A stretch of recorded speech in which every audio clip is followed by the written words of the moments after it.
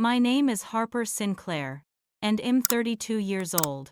Right now, I'm standing in my father's corner office at Sinclair Manufacturing headquarters in Detroit, and he just told me I'm fired. On my first day, as incoming VP of Operations, my younger sister Sloane is smirking beside him, holding a CEO appointment letter like it's a golden ticket. Everyone expects me to cry, to beg, to crumble. Instead, I laugh. It starts soft, then builds until the whole room stares at me like I've lost my mind. Dad's face goes red, Sloane looks nervous, and my stepmother Camille stops recording on her phone. I wipe tears from my eyes and ask one simple question that makes my father go pale. Did you forget, Dad? Before we dive into this story, let me know where you're watching from in the comments below. If you've ever felt underestimated by your own family, hit that like button. Subscribe and turn on notifications because you'll want to see how this ends. Trust me, what my father forgot is about to change everything. Now, let me take you back to where this nightmare really began. I spent 15 years building Sinclair Manufacturing from the ground up, dragging it back from the edge of bankruptcy with my bare hands, and every ounce of knowledge I could scrape together, while my sister Sloane partied her way through college, failing classes and dating trust fund boys.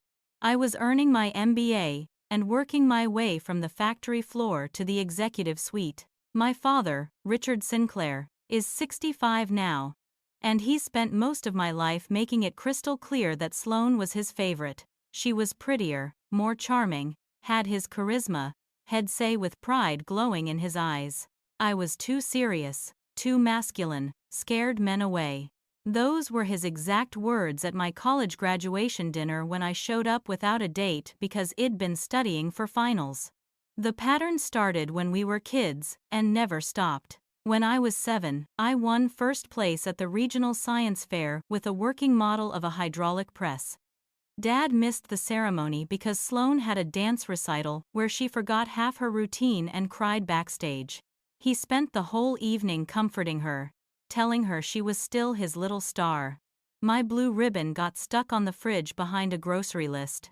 At 16, I earned a full scholarship to MIT, one of only 12 students nationwide to receive it that year. Dad threw a party that weekend, but it wasn't for me.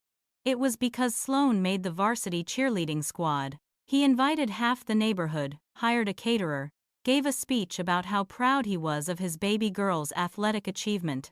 My acceptance letter was briefly mentioned during dessert. When I turned 22 and graduated top of my class with a dual degree in mechanical engineering and business administration, Dad bought Sloane a Mercedes convertible for trying her best at community college. She'd failed out twice already, but he said effort mattered more than results. I joined the family company as a factory supervisor at 23 because I wanted to prove myself from the bottom up. I worked night shifts in steel-toed boots and hard hats, learning every machine, every process, every worker's name and family situation.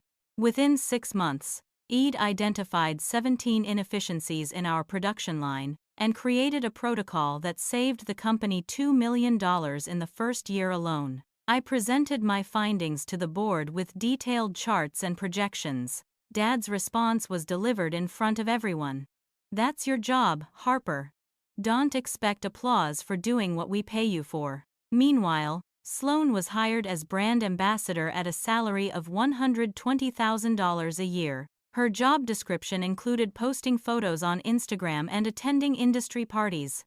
She dated 3 different clients, threw expensive networking events that resulted in nothing but hangovers, and lost us 3 major contracts because she showed up drunk to presentations or forgot meetings entirely. Dad's response every single time was the same. "She's still learning. She's young. Give her time." I didn't give up. I worked harder, stayed later, proved myself in ways that couldn't be ignored. I climbed to operations manager, then director, then senior VP over the course of 12 years. Every promotion I earned through documented results, efficiency gains, client acquisitions, and profit margins that spoke for themselves. 3 months ago, Dad called me into his office and looked me in the eye with something I'd never seen before. Respect. He told me I'd earned the VP position and the CEO track. He said I'd finally made him see my value, that he was ready to transition leadership to me over the next 2 years. I believed him.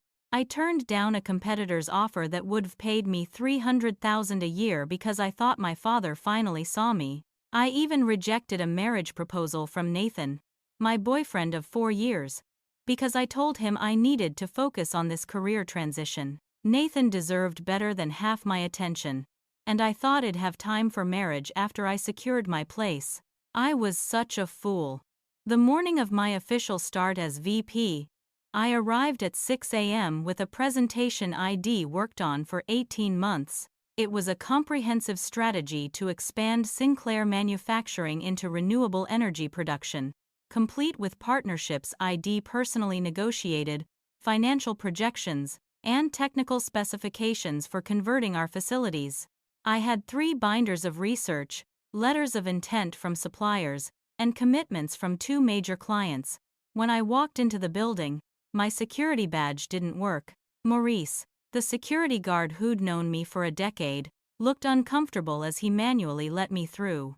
He mumbled something about system updates and wouldn't meet my eyes. I went to my new office on the executive floor and found it completely empty. My nameplate was gone from the door. My desk had been cleared out. Even the photos I'd already moved in last week were gone. A cold feeling settled in my stomach as I stood there, staring at blank walls. Maurice came up behind me and cleared his throat. "Mr. Sinclair wants to see you upstairs." In his office. Right away. I took the elevator with my presentation binders clutched against my chest, telling myself there was a reasonable explanation. Maybe they were renovating my office. Maybe there was a surprise welcome ceremony. Maybe I was being paranoid. The elevator doors opened on the top floor, and I walked down the hall to Dad's corner office with floor-to-ceiling windows overlooking the Detroit skyline. Sloan was already inside, wearing a designer suit I'd never seen before. Actually, I had seen it. I'd shown her a photo of that exact suit 2 months ago and suggested she wear something like it to look more professional. Shed laughed at me and called it boring corporate garbage. Now she was wearing it like armor. My stepmother Camille stood in the corner, 52 years old and dripping in jewelry, holding up her phone. She was recording. That should have been my first clue to run. Dad sat behind his massive mahogany desk with his hands folded, his expression unreadable. He didn't ask me to sit. "Harper, we're making some changes around here. The company needs fresh leadership, a new direction. Sloan is going to be CEO effective immediately." The words hit me like a physical blow, but I kept my face neutral. I'd learned a long time ago not to show Dad when he hurt me. "What?" "We agreed it'd be VP first, then transition to CEO over 2 years. You promised." Dad waved his hand dismissively. "You're too rigid, Harper. Too stuck in old ways of doing things. Sloan brings fresh perspective. Clients love her energy, her creativity. She's the future of this company." Sloan smirked at me, and I saw something cruel flash in her eyes. "Honestly, Harper, you dress like a man trying to play businesswoman. Clients don't respect you. They tolerate you because of Dad." Camille chimed in from her corner, still recording. "The board voted yesterday, Harper. They want someone with Richard's natural charisma leading the company into the next generation." I felt my pulse start to race. What board vote? I'm on the board. I should have been notified of any meeting. Dad slid a stack of papers across his desk toward me. "We held an emergency session yesterday afternoon. You weren't needed for this particular discussion. It was about restructuring your position." "My position?" I picked up the papers and started reading. "Termination agreement." My hands started shaking. "Dad, I've given this company 15 years. I saved it from bankruptcy. I built the systems that keep us profitable. This isn't about what you've done, Harper. It's about what the company needs going forward. And what we need is change." The real agenda crystallized as I kept reading. My position was being eliminated entirely. Not transferred. Not restructured. Eliminated. My severance package was 2 weeks of pay after 15 years of service. There was a non-compete clause that prevented me from working in manufacturing anywhere in the state for 3 years. Meanwhile, Sloan was getting the corner office, a $400,000 salary, a company Mercedes, and stock options worth millions. I looked up at my father and saw a stranger. "You're really doing this? You're going to hand her everything I built and throw me away like garbage?" Dad's expression hardened. "Don't be dramatic. This is a business decision. You'll land on your feet. You always do." I tried one more time, hating the desperate edge in my voice, but unable to stop it. "Dad, I saved this company. The renewable energy deal that's about to net us $50 million is my work. I spent 18 months on it. Every partnership, every technical specification, every financial projection. That's company property now," Dad said coldly. "Sloan will execute the deal. She's more than capable." Sloan reached across and took my presentation binder right out of my hands. "I already called the partners at Maxwell Industries. They're so excited to work with me." Garrett Maxwell was practically flirting on the phone. "It's going to be amazing." I stared at her. This 28-year-old woman who'd never worked a real day in her life, who'd failed at everything she'd ever attempted, who was now stealing my work and my position. "You have no idea what you're doing. You don't know the first thing about manufacturing or renewable energy or running a company." "I'll learn," Sloan said with a shrug. "How hard can it be?" Dad stood up, signaling the meeting was over. "Harper, I need you to clean out your locker downstairs. Security will escort you off the premises." "You can't be serious." Camille stopped recording and smiled at me with fake sympathy. "This is just business, Harper. Try not to be so emotional about it. Women in leadership need to be strong." I looked at the three of them, this family that had never truly been mine, and something inside me finally broke, or maybe it finally healed. Sloan grabbed my second presentation binder. "I'll need all of this for Monday's pitch to the board. Can't have you walking out with company materials." She was taking everything. My work, my position, my future. And they expected me to just accept it and disappear quietly. That's when everyone expected me to cry, to beg, to break down like they'd seen me do exactly never, because I'd learned not to show weakness in front of Dad. Instead, I started laughing. It began as a soft chuckle in the back of my throat, then built into genuine laughter that echoed off the office windows. Dad's face went red. "Have you lost your mind?" Camille lowered her phone, looking uncertain. Sloan took a step back like my laughter was contagious. I laughed until tears ran down my face, until my sides hurt, until the absurdity of the situation fully crystallized in my mind. When I finally caught my breath, I looked my father dead in the eye and asked the question that changed everything. "Did you forget, Dad?" His face went from red to pale in seconds. "What are you talking about?"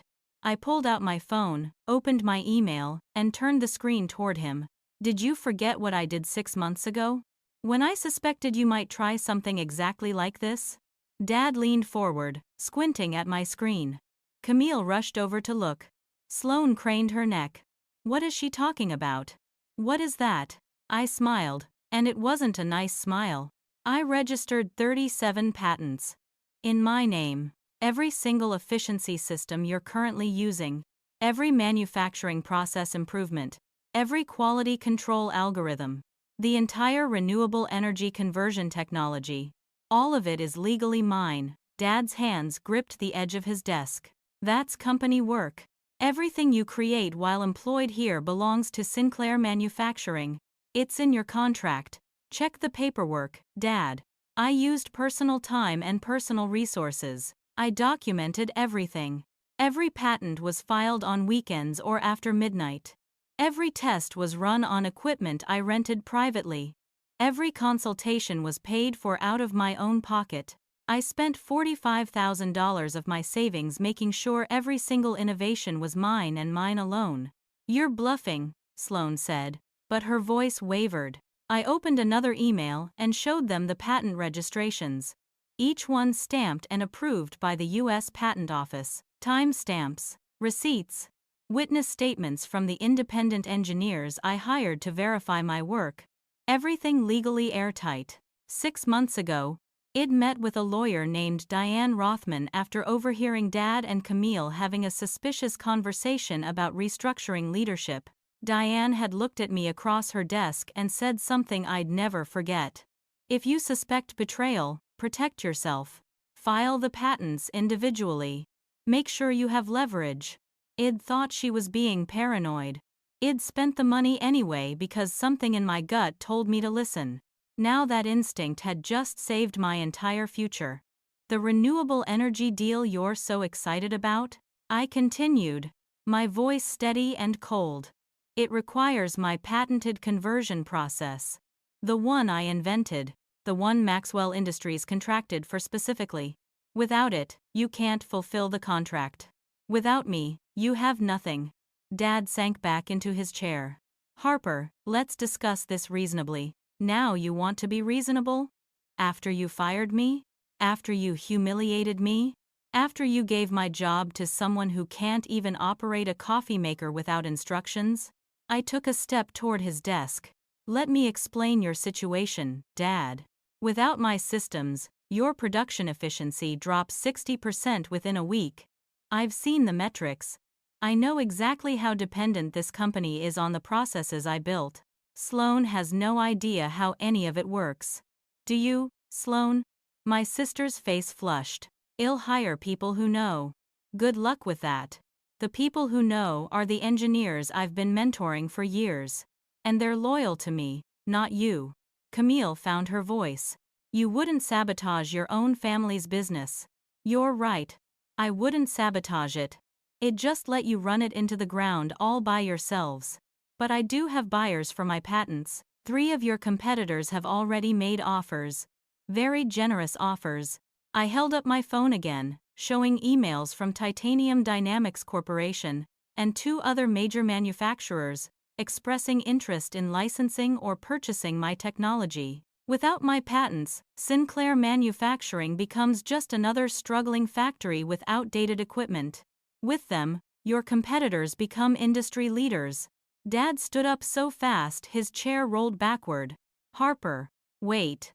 Let's talk about this like adults. You had 15 years to talk to me like an adult, I said, walking toward the door. I'm done waiting for you to see my value. Camille moved to block the doorway. You ungrateful little witch. After everything your father has done for you. I stopped inches from her face. Move.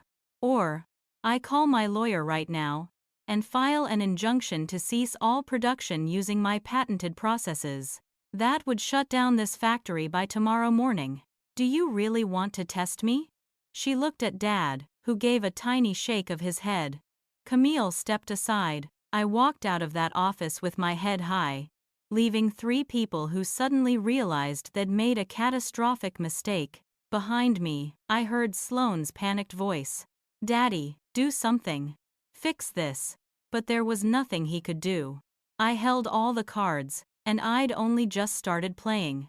Within 48 hours, Sinclair Manufacturing started falling apart like a house of cards in a hurricane. I didn't answer a single phone call from Dad, Sloane, or any company number. I changed my personal cell and stayed at a hotel under a fake name because I knew they'd try to show up at my apartment.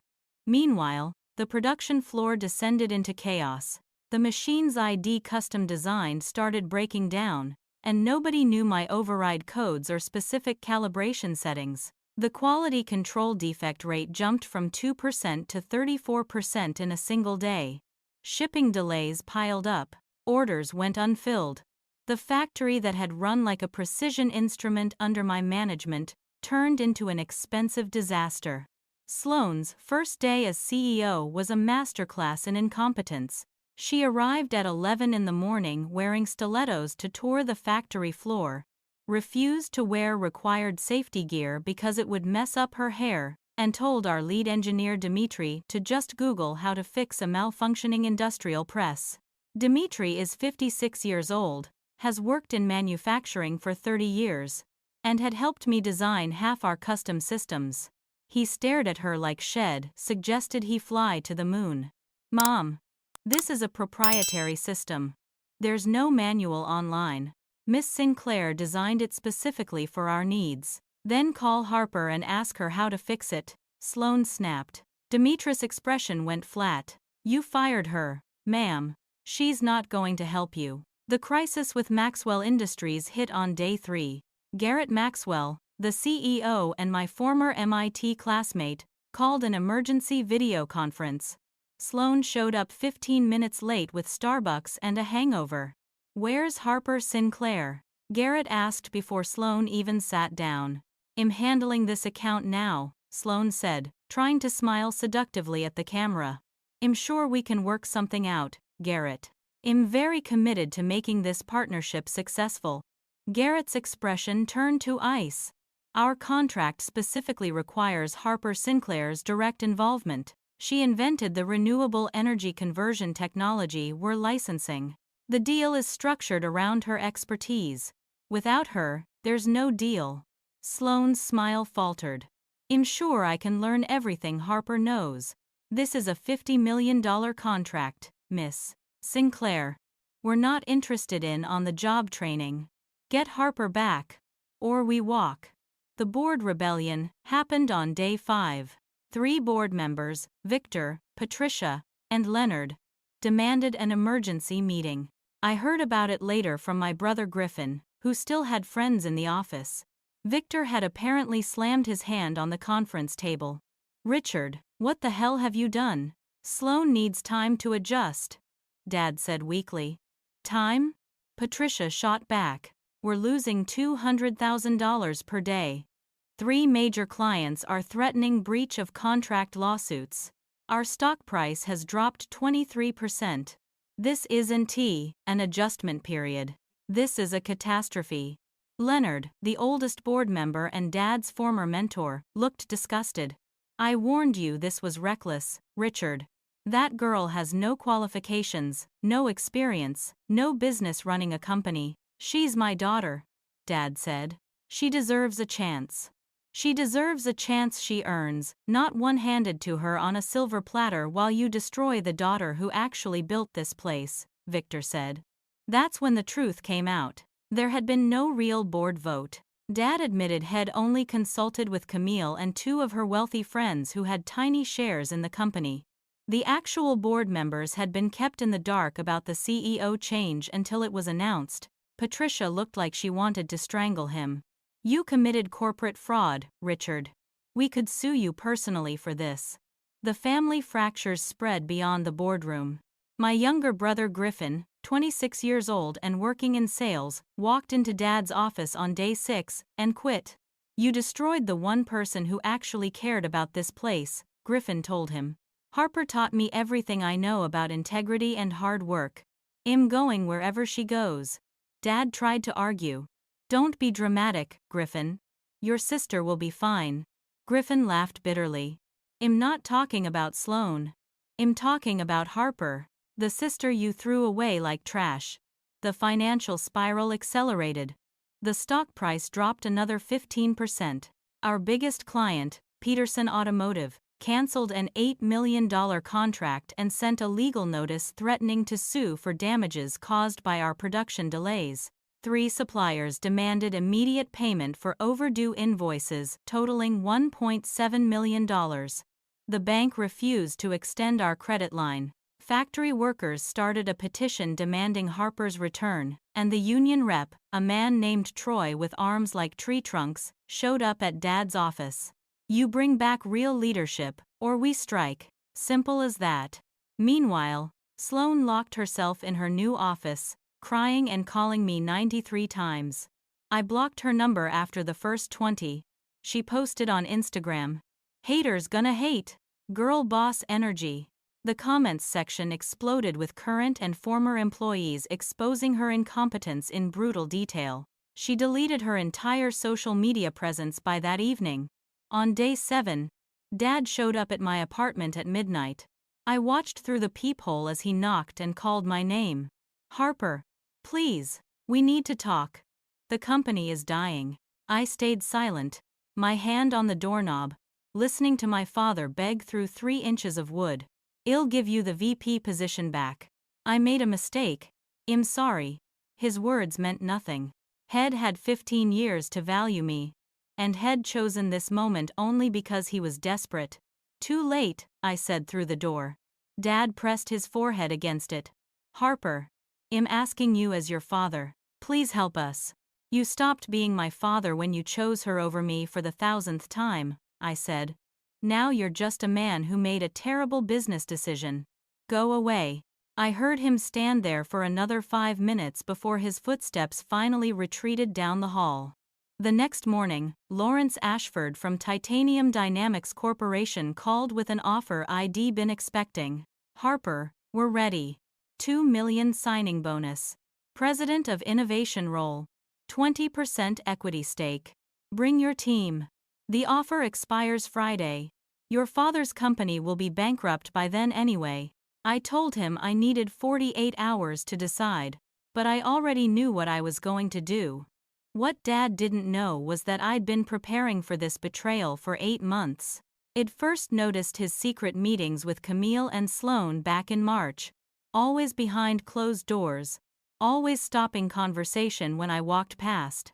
I hired a private investigator named Oscar Flynn, a former Detroit cop turned PI who specialized in corporate espionage. Oscar was expensive but thorough. Within 3 weeks, Head uncovered the entire plan. Dad, Camille, and Sloan had been plotting to push me out for almost a year. Every promise Dad made about the VP position was a lie designed to keep me working while they prepared to replace me. But Oscar found something even more disturbing. My father had a serious gambling problem I'd known nothing about. He owed $3.2 million to a casino in Windsor, just across the border. The debt holders were getting aggressive, sending threatening letters and making visits to the factory. Camille knew about the gambling. In fact, she'd been encouraging it, taking Dad to the casino every weekend, telling him he was due for a big win, that his luck was about to change.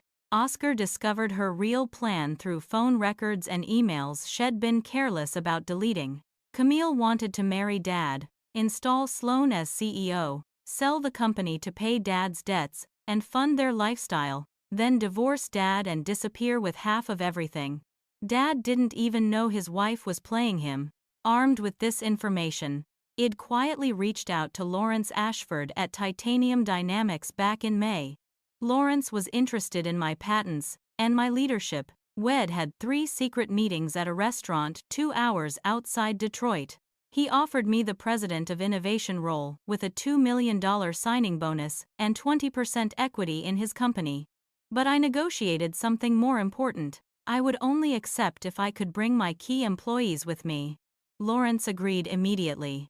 Your people are as valuable as your patents, Harper. Bring everyone you trust. So I'd secretly met with my top 15 engineers over the summer. Coffee shops, bars, parks, always off company property. I offered them 30% raises, profit-sharing plans, and a culture where merit actually mattered. All 15 agreed to leave Sinclair Manufacturing the moment I gave them the signal. Griffin had been helping me without Dad knowing. Had recruited 5 of the best sales representatives, people who'd watched me build the company and were disgusted by the favoritism. They were ready to jump ship too, but the real trap ID set was even more elegant. I'd filed all 37 patents through a shell company I created called Meridian Tech Solutions. Sinclair Manufacturing had been using those patents for 6 months without a proper license because they assumed company ownership, but the patents were mine, filed and approved before Dad fired me. That meant Sinclair Manufacturing was guilty of patent infringement. My lawyer Diane had calculated potential damages at $15 million based on production volume and profit margins. I could sue them into bankruptcy and win easily. The renewable energy deal was the crown jewel of my preparation. Garrett Maxwell wasn't just a client. He was my best friend from MIT. Someone who'd watched me struggle through engineering school while working 3 jobs to afford tuition. When Id first approached him about the renewable energy partnership last year, had structured the entire deal around one non-negotiable requirement: Harper Sinclair's personal involvement, not Sinclair Manufacturing's, mine. If I left the company, the $50 million deal left with me. Garrett had even put it in writing. The contract specifically stated that Harper Sinclair must oversee all technical implementation and quality control. Without her participation, Maxwell Industries reserves the right to terminate this agreement with no penalty. Dad had signed it without reading the fine print because he'd trusted me to handle the details. The private investigator Oscar Flynn had been playing both sides. He'd sent all the evidence of Camille's scheme to Dad a week ago, complete with phone records showing her calls to divorce attorneys and real estate agents in Arizona. Dad finally realized his third wife didn't love him. She'd married him to gain access to the company, planned to install her daughter Sloan as a puppet CEO, sell the business, and take half of everything in the divorce. Sloan had been a pawn too, manipulated by her mother into thinking she deserved the CEO position.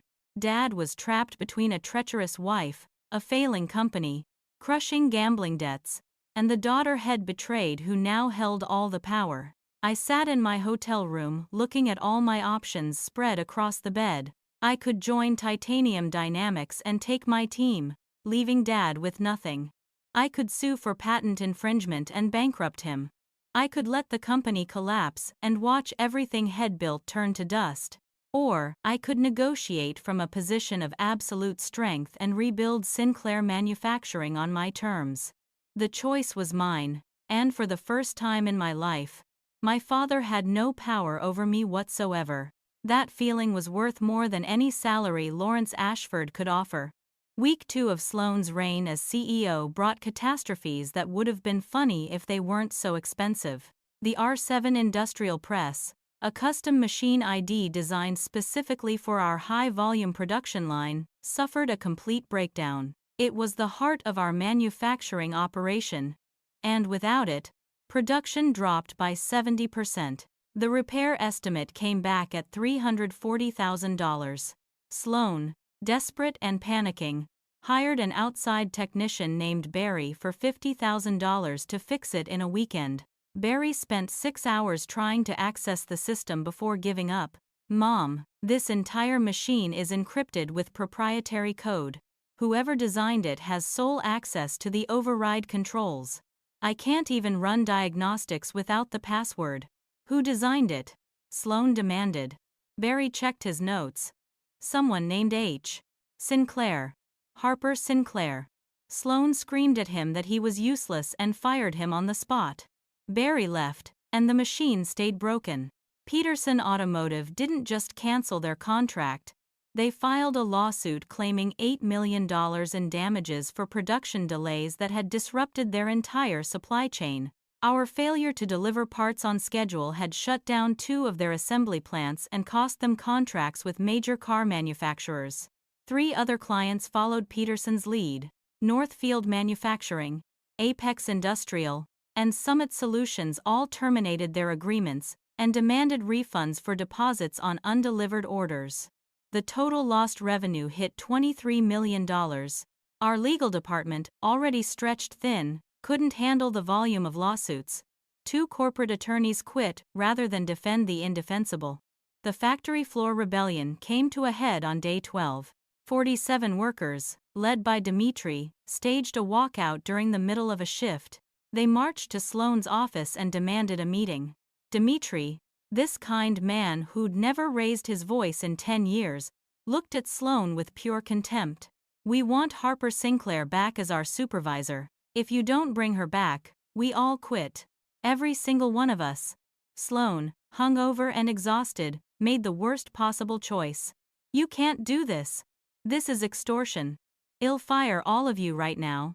Dimitri pulled a resignation letter from his pocket, signed by all 47 workers. "Good luck running the machines yourself, Miss Sinclair. You don't even know how to turn them on." They walked out, and production stopped completely. The media picked up the story on day 14. A local business reporter named Jenna Wallace had been digging into Sinclair Manufacturing's sudden collapse. She interviewed former employees, reviewed public financial records, and found Sloan's old Instagram posts. The exposé ran as a three-part series titled, Manufacturing Dynasty in Chaos. It detailed the nepotism, Sloan's complete lack of qualifications, labor violations, and Dad's history of favoring his younger daughter over the one who'd actually built the company. They used screenshots of Sloan's Instagram showing her day drinking and partying while claiming to be a girl boss entrepreneur. The stock price plummeted another 31%. Investors were fleeing like rats from a sinking ship. Sloan stopped coming to the office.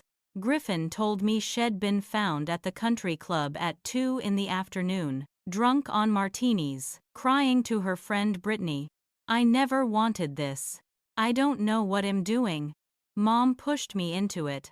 She said it would be easy, that Harper did all the hard work already and I'd just have to show up and look pretty. But it's not easy. Everyone hates me. The machines don't work. I don't understand any of it. For the first time, I felt something close to pity for my sister. She was in over her head, drowning, and finally realizing she'd been used. Camille had convinced Sloan she deserved the CEO role, that Harper had been hoarding power unfairly, that it was Sloan's turn to shine. Now Sloan understood she'd been set up to fail. Camille escalated her divorce proceedings. She hired Preston Wolf, the most vicious divorce attorney in Michigan, known for destroying his opponents in court. Preston filed demands for 50% of all company assets, a $5 million lump sum payment, the mansion, all vehicles, and ongoing alimony. Camille threatened to expose Dad's gambling addiction, his business failures, and affairs Head had during their marriage. She had evidence, recordings, and documentation of everything.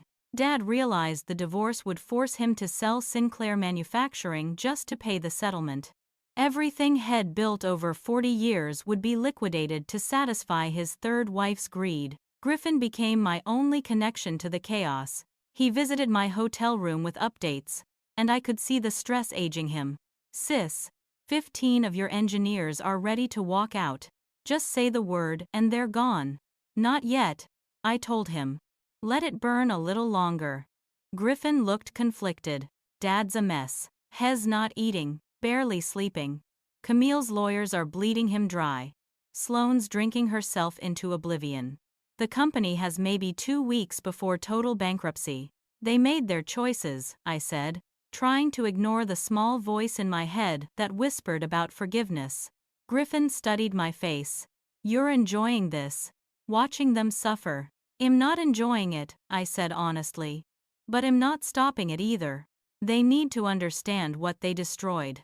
The supplier crisis hit on day 16. 3 major suppliers who provided raw materials demanded immediate payment for $1.7 million in overdue invoices. They threatened to cut off all future shipments if the debt wasn't cleared within 72 hours. Our CFO, a man named Harold Wad bin Dad's yes man for 20 years, finally admitted the truth in a board meeting. We have a serious cash flow crisis. We can't make payroll next month. The bank refused our request for an emergency credit line. We need to sell assets immediately or declare bankruptcy. The board members looked at Dad with expressions ranging from anger to despair. This is what happens when you let emotion override business sense, Patricia said coldly. You destroyed a functioning company to give your incompetent daughter a vanity title. On day 17, Dad collapsed at the factory. Stress-induced heart palpitations sent him to the emergency room. The doctor told him bluntly that he was at serious risk for a major cardiac event if he didn't reduce his stress immediately. Dad lay in the hospital bed, pale and hooked up to monitors, finally understanding that Head destroyed everything. Sloan visited him and broke down. Daddy, I can't do this anymore. I don't know how to run the company. I don't know how to fix the machines or talk to clients or manage people. I'm failing at everything. Dad looked at his golden child with tears in his eyes. You have to keep trying, baby. We have no other choice. But they did have a choice. They just didn't want to admit it yet. My mother Diane, Dad's first wife who'd divorced him 23 years ago, called me that evening. Your father's in the hospital.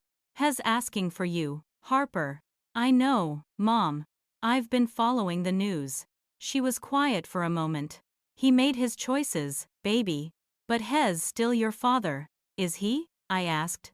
Because fathers are supposed to protect their children, value them, see them. He never did any of that for me. Diane sighed. I know. I left him for the same reasons. But holding on to anger will hurt you more than it hurts him. I told her I'd think about it, but my decision was already made. I had 48 hours before Lawrence Ashford's offer expired.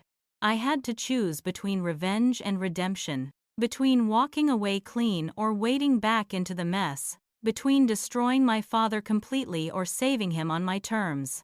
I sat in my hotel room at midnight, 2 contracts spread on the desk in front of me. Contract 1 was from Titanium Dynamics, $2 million signing bonus, President of Innovation, 20% equity stake, the ability to bring my entire team, and complete freedom from my father's shadow. It was everything I'd worked for, handed to me with respect and recognition. Contract 2 was something my lawyer Diane Rothman had drawn up, a buyout agreement for Sinclair Manufacturing. I could purchase controlling shares for $4 million. I had $3.8 million from patent licensing deals I'd already closed. Diane could arrange financing for the rest. If I bought the company, I'd own my father's legacy and control its future. But I'd also be tied to the family that had treated me like garbage for 32 years. The temptation of pure revenge was intoxicating. I imagined watching the company sold for scraps, Dad losing everything he'd built, Sloan forced to find a real job with no qualifications, Camille getting nothing in the divorce because there'd be nothing left to take. I'd be free, wealthy, and successful at a new company where nobody knew my history of being the rejected daughter. I could start completely fresh with people who valued me from day one. It would be so easy, so satisfying, so final. But memories kept flooding back, uninvited and unwelcome. I was 9 years old, standing in the factory with Dad while he explained how the hydraulic systems worked. Had been patient that day, answering all my questions, his eyes bright with something that looked like pride. You've got my brain, Harper. Don't waste it on anything less than greatness. I was 14, and Dad had shown up at my math competition even though Sloan had a volleyball game the same day. Had split his time between both events and told me afterward that watching me solve problems was like watching art. I was 19, graduating from MIT, and Dad had cried during the ceremony. Had hugged me so tight I couldn't breathe and whispered, "I'm so proud of you, sweetheart. You're going to change the world." That was before Camille. Before he changed. Before everything went wrong. I drove to the hospital at 2 in the morning. Dad was sleeping, hooked up to heart monitors, looking 20 years older than he had a month ago. His face was gray, his breathing shallow. I stood in the doorway watching him. This man who'd given me life, and then spent most of it making me feel worthless. He woke up slowly, his eyes focusing on me standing there. "You came," he said, his voice rough. "Don't read into it. I needed to see you in person before I made my decision." "What decision?" "Whether to destroy you completely or give you a chance you don't deserve." We stared at each other across the sterile hospital room. "Harper, I destroyed everything. I know. Camille manipulated me. She convinced me you were plotting to take over the company, that you were going to push me out and steal everything I'd built. I would never have done that. I know that now. But I was so scared of getting old, of becoming irrelevant. Sloan made me feel needed. You never needed me for anything. You were always so capable, so independent. I made the mistake of confusing strength with not needing love. The apology I'd waited my entire life to hear came in broken pieces. I chose wrong my whole life," Dad said, crying openly now. "I favored the wrong daughter. I ignored the one who actually built something real while spoiling the one who couldn't function without constant validation. Sloan can't run the company. She's not you. Shall never be you. I felt anger and grief warring in my chest. Why? Why was I never good enough just as I was? Dad looked at me with devastation in his eyes. You were too good. You reminded me of all my failures, all the ways I'd settled for mediocrity. Sloane needed me to survive. You didn't. So I told myself that meant you didn't need my love either. But that was a lie I told myself to justify treating you like you didn't matter. The door opened, and Sloane walked in. Her face was puffy from crying. Her designer clothes wrinkled. Her hair unwashed. She looked like a ghost of the confident girl who'd smirked at me in Dad's office 2 weeks ago. Harper. I didn't expect you here. I didn't expect to come. Sloane moved closer hesitantly. I'm so sorry. I never wanted to hurt you like this. You took everything from me. I know, and I have no excuse. Mom promised me that if I became CEO, you'd still be VP. She said we'd run the company together, that it would bring us closer as sisters. I believed her because I wanted it to be true. You believed her because you wanted the title without earning it, I said harshly. Sloane flinched but didn't argue. You're right. I've watched you my whole life, Harper.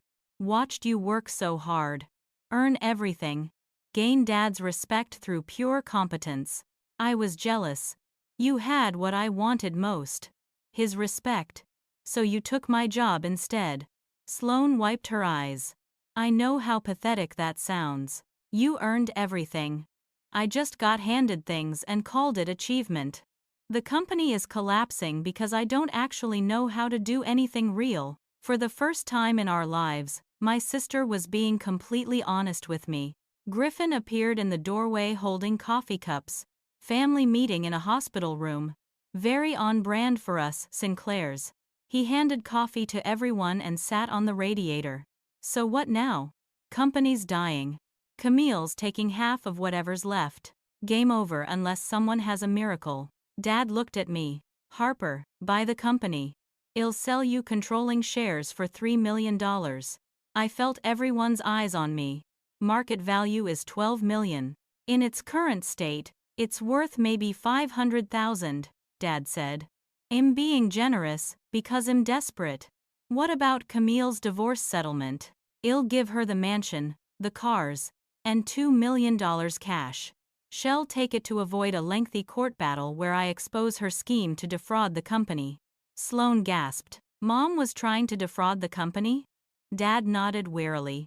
She married me to gain access to assets, planned to sell everything, and disappear with the money.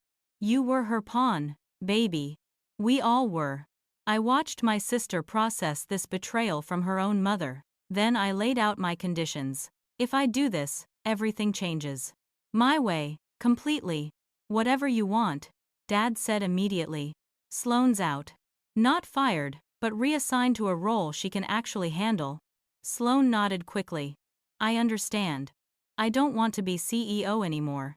I never did. You're out too, Dad. Chairman emeritus with no operational control. You can't vote on business decisions. You can't override my choices. You're a figurehead and nothing more. Dad struggled with this, his pride warring with his desperation. Finally, he nodded. Agreed. And one more thing. I said, my voice hard. You admit publicly that you were wrong, in front of the entire company, the board, everyone. You tell them that I built Sinclair Manufacturing. That you treated me like garbage while handing Sloane everything. That you almost destroyed the company through favoritism and poor judgment. Those are my terms. Take them, or I walk away and let Titanium Dynamics poach everything valuable while you're left with scrap metal and bankruptcy. The silence stretched for a full minute. Then Dad whispered, I'll do it. I pulled out my phone and called Lawrence Ashford. It was 3 a.m, but Lawrence answered on the second ring. Lawrence, I'm declining your offer to join Titanium Dynamics. There was a pause. You're staying at your father's company? Not exactly. I'm buying it. But I want a partnership. Sinclair Manufacturing will supply all your component needs at preferential rates. You get guaranteed quality, and my technology. I get a stable anchor client and collaboration opportunities. Lawrence laughed. You bought out your own father? That's bold, Harper. Let's talk partnership contracts next week. I'm in. I hung up and looked at my family. Dad broken in a hospital bed, Sloane devastated by her mother's betrayal, Griffin watching me with something like awe. I'm buying the company. We start rebuilding Monday. But this time, we do it right. Merit over favoritism. Competence over charm. And if any of you betray me again, I walk and take everything with me. Is that clear? 3 voices answered in unison. Crystal clear. My first day back at Sinclair Manufacturing as owner and CEO felt like a coronation and a revolution wrapped into one. I walked through the factory doors at 6 in the morning wearing steel-toed boots and a hard hat, the same way ID started 15 years ago. The workers who'd staged the walkout were waiting for me on the production floor. When I appeared, Dimitri started clapping. The applause spread through the factory like wildfire until every single person was on their feet, cheering, some crying. Dimitri approached me with tears streaming down his face. The real boss is back. We never stopped believing in you, Harper. I hugged him. This man Hode taught me so much about manufacturing and loyalty. Thank you for not giving up on this place. My first act was reinstating all 15 key engineers with 30% raises and profit-sharing agreements. I promoted 3 of them to senior management positions they'd earned years ago but never received under Dad's leadership. Griffin became VP of Sales with full authority to rebuild the department. He hired 10 new sales reps within a week, all hungry and talented people who'd been overlooked by competitors. The energy in the building shifted from despair to cautious hope. People started arriving early and staying late, not because I demanded it, but because they wanted to be part of the resurrection. Sloane's new role as Community Relations Director was announced at the company-wide meeting. I'd thought carefully about where to put her. She had charisma and people skills when she wasn't trying to do jobs she wasn't qualified for. Community relations meant organizing charity events, managing our public image, coordinating with local schools and organizations. It was important work that played to her actual strengths. The salary was $75,000, fair market rate for the position. Sloane stood up in front of everyone and said something that surprised me. I know I don't deserve this chance. I failed as CEO because I never earned the right to lead. Harper's giving me an opportunity to prove I can contribute something real. I won't waste it. People clapped politely, and I saw something in my sister's eyes I'd never seen before. Genuine humility. Dad's public apology happened that same day. He stood at a podium in front of 300 employees, the full board of directors, and local media that Sloane had invited as part of transparency efforts. His hands shook as he read from prepared remarks. I owe everyone here, especially my daughter Harper, a sincere apology. I made terrible decisions based on favoritism instead of merit.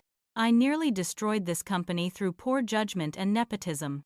Harper Sinclair built Sinclair Manufacturing into what it is today. She saved us from bankruptcy, created the systems that made us profitable, and developed the innovations that position us for future growth. I tried to take credit for her work while giving opportunities to people who hadn't earned them.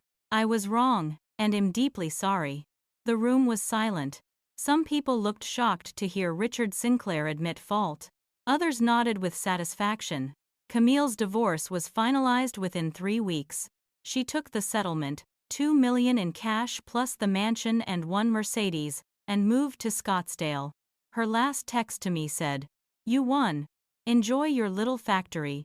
I blocked her number without responding. Some people weren't worth the energy of a reply. Sloane struggled with her mother's betrayal for months, eventually starting therapy to process the manipulation. She told me once over coffee that learning Camille had used her as a pawn was more devastating than losing the CEO position. At least you always told me the truth, Harper. Even when it hurt. Mom just lied to get what she wanted. The turnaround happened faster than anyone expected. Within 30 days, I'd re-implemented all my efficiency systems, and the production rate climbed back to 94%. I personally called Peterson Automotive CEO and negotiated a new contract with no penalty for the previous delays. I took full responsibility, explained the leadership change, and guaranteed quality moving forward. They gave us a second chance worth $6 million. The Maxwell Industries renewable energy deal moved forward with me leading the technical implementation. Garrett was thrilled to work with me again. This is what the partnership was always supposed to be, Harper. Your vision, properly supported. By month 3, our stock price had recovered 78% of what it lost. We signed 2 major new contracts worth a combined $18 million. I hired 15 new engineers, focusing on diversity and talent that had been overlooked by traditional hiring practices. 3 were women. 5 were people of color. 2 were veterans transitioning from military engineering roles.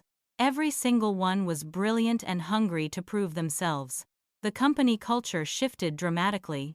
People started speaking up in meetings, offering ideas, challenging assumptions. I encouraged it all. Merit-based, transparent, collaborative. That was the new Sinclair way. Family dinners restarted, but they were different now. Every Sunday evening, Dad, Sloan, Griffin, and I met at a restaurant. Not the mansion, which Camille had taken. Not my place, which I kept private. Neutral territory where we could build something new. Dad asked questions about my work and actually listened to the answers. Sloan shared stories about the successful charity gala shed organized that raised $40,000 for local schools. Griffin talked about landing a major client through relationship building instead of aggressive sales tactics. We were learning to be a family based on honesty instead of performance. Nathan reached out 6 weeks after I bought the company. I saw the news coverage. You did it, Harper. You actually saved the company and put yourself in charge. I'm so proud of you. We met for coffee, and the conversation was awkward at first. I'm sorry I chose my career over us, I told him. You chose yourself, Nathan corrected gently. That's not wrong. You needed to prove something, and you did. The question is, what do you need now? I looked at this kind man who'd loved me even when I couldn't fully love myself. I need to build a life, not just a career. If you're willing to try again, I'd like that. We started dating again slowly. Rebuilding trust and connection. Sloan surprised me 3 months in by enrolling in night classes for PR and communications at the local university. She asked me to mentor her in business fundamentals, and despite my reservations, I agreed. Every Tuesday evening, we met in my office after hours. I taught her how to read financial statements, understand supply chains, manage budgets, and think strategically. Sloan actually applied herself for the first time in her life. She took notes, asked smart questions, and implemented what she learned. Her charity work started getting regional attention. She was building competence to match her charisma. Dad's redemption was slower and harder. He started attending Gamblers Anonymous meetings and admitted he had a serious problem. He sold his sports cars and expensive watches to pay down his casino debts. He moved from the mansion to a modest condo and got a part-time consulting job, working for me when I needed his decades of industry relationships. Our relationship was cautious but improving. He told me once, with tears in his eyes, I wasted so many years not seeing you. I can't get that time back, but I can try to be the father you deserved from the beginning. It's a start, I told him honestly. Lawrence Ashford visited the factory to finalize our partnership.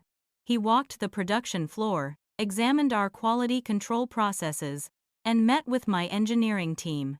You turned this place around in 90 days. That's impressive leadership, Harper. The partnership was formalized with a $30 million annual contract for Sinclair to supply components for titanium dynamics manufacturing needs. It gave us stability and positioned us for long-term growth. Griffin pulled me aside after the contract signing. You know what's crazy? You got everything you wanted by almost losing it all. I got what I earned, I corrected him. Finally. The board meeting where I presented my 5-year growth plan was a turning point. Victor, Patricia, and Leonard gave me their full support for expansion into 3 new market sectors. Sloan attended as a non-voting observer, taking detailed notes and staying appropriately quiet. Dad watched from the back of the room, no longer in charge but clearly proud. After the meeting, Patricia pulled me aside. "Your father was a decent businessman, but you're exceptional. This company has a real future now. I'm glad the right Sinclair is finally leading it." 6 months after I bought Sinclair Manufacturing, the company was unrecognizable in the best possible way. Revenue had increased 340% from its lowest point during Sloan's brief catastrophic reign. We were named Manufacturer of the Year by the National Manufacturing Association. I stood on stage accepting the award in front of 2,000 industry leaders, and the recognition felt surreal. Forbes put me on their cover with the headline "The Phoenix CEO Who Rose from the Ashes." The article detailed my journey from rejected daughter to owner, and it inspired hundreds of people to reach out with their own stories of family betrayal and professional triumph. My patent portfolio had grown to 23 innovations, now licensed to 6 companies generating passive income. The company valuation hit $42 million. Nathan proposed again, and this time I said yes immediately. We planned a small spring wedding with only people who genuinely mattered. No show, no performance, just love and commitment. When I asked Sloan to be a bridesmaid, she cried and hugged me so hard we both nearly fell over. "I never thought you'd forgive me enough for this." "I haven't completely forgiven you," I said honestly. "But I'm choosing to build a future, instead of living in the past. That includes you if you keep showing up authentically." Sloan had transformed over 6 months. Shed earned her PR certificate, was excelling in her community relations role, and had started dating a kind middle school teacher named Julian. He wasn't wealthy or flashy, but he treated her with respect and challenged her to be better. She told me once that she was happier than Shed ever been, not because she had a fancy title, but because she was actually good at something real. Dad's health improved along with his mental state. He was sober from gambling for 8 months, attending therapy weekly, and working part-time as a consultant. Our relationship would never be perfect, but it was real now. He showed up to my speaking engagements, asked permission before offering business advice, and told me at least once a month that he was proud of me. The words meant more, because they were earned, not assumed. Head stopped trying to take credit for my success and instead acknowledged his failures publicly. At a recent industry dinner, someone congratulated him on the company's turnaround. Dad corrected them immediately. "That's all Harper. I almost destroyed what she built. She saved it despite me, not because of me." Griffin thrived as VP of Sales. Head hired a team of 15 representatives who were crushing their targets. He bought his first house, a small craftsman in a nice neighborhood, and invited us all over for a housewarming dinner. As we stood in his backyard, he raised a beer and said, "To Harper, who showed me what real leadership looks like, not claiming credit for other people's work, not playing favorites, just competence, integrity, and the guts to stand up when everyone else sits down." We all drank to that, and I felt something close to peace settle in my chest. I often reflected on that day in Dad's office when I laughed instead of cried. When he asked in confusion and fear, "Did you forget, Dad?" What had forgotten was that I'd always been the builder, the foundation, the backbone of everything that mattered. Had forgotten that competence beats charm every single time in the long run.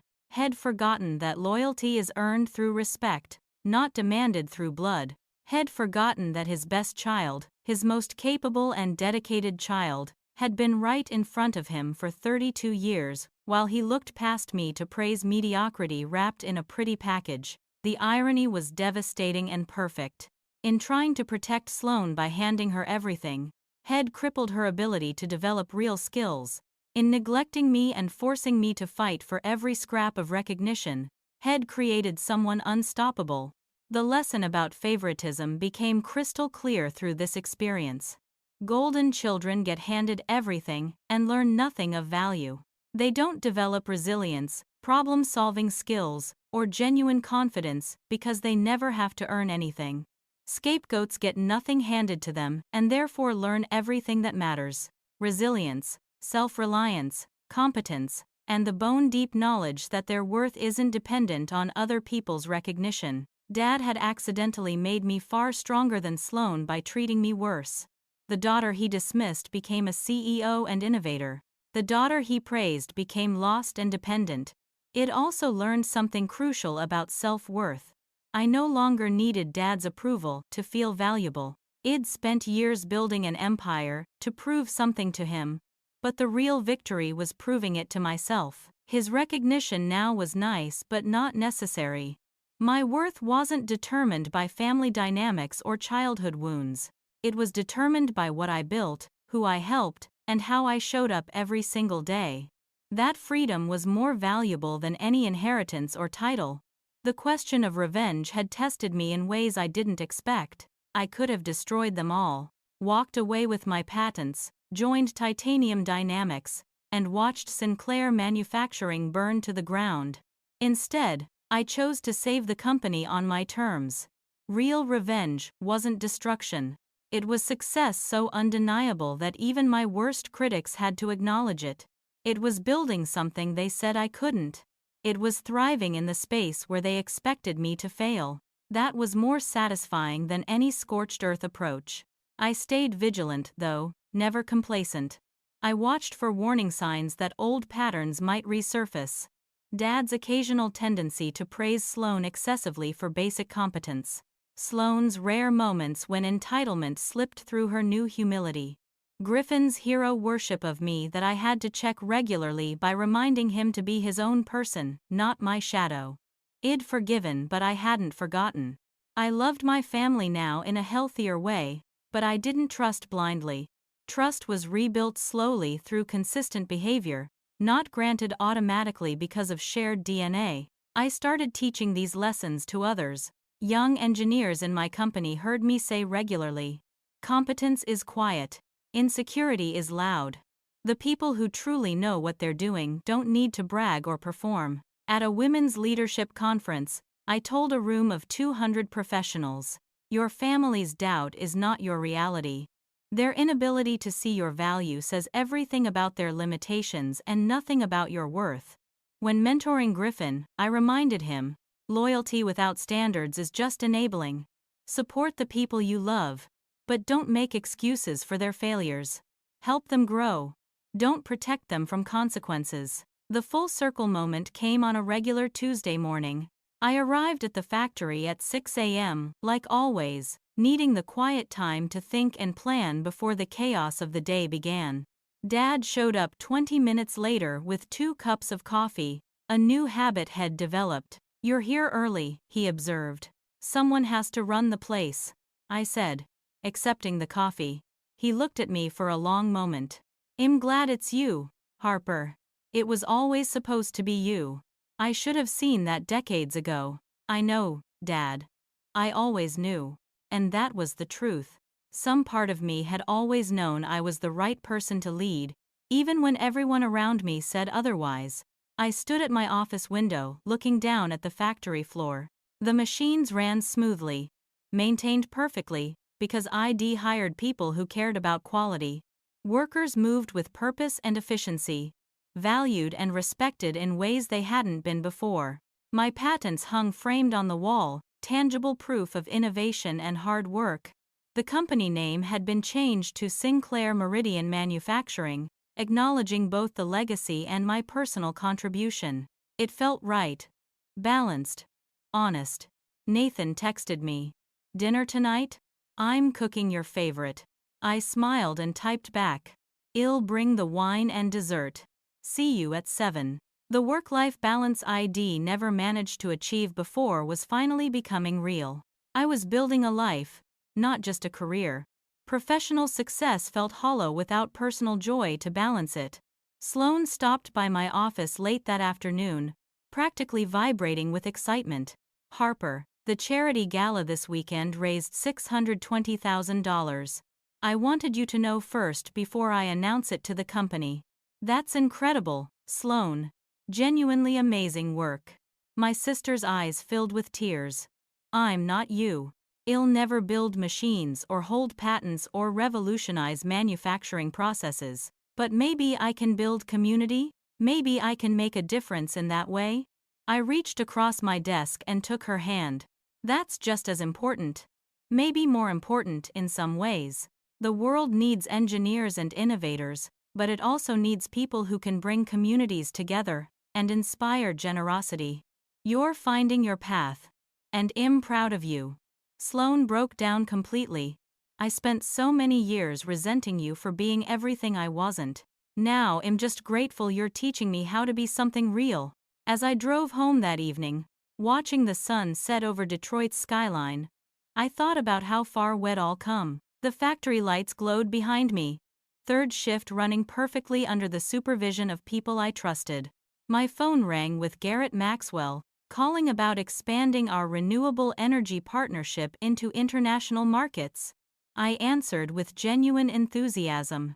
This is Harper Sinclair. Let's talk about what we can build together. The conversation lasted my entire drive home, filled with possibility and mutual respect.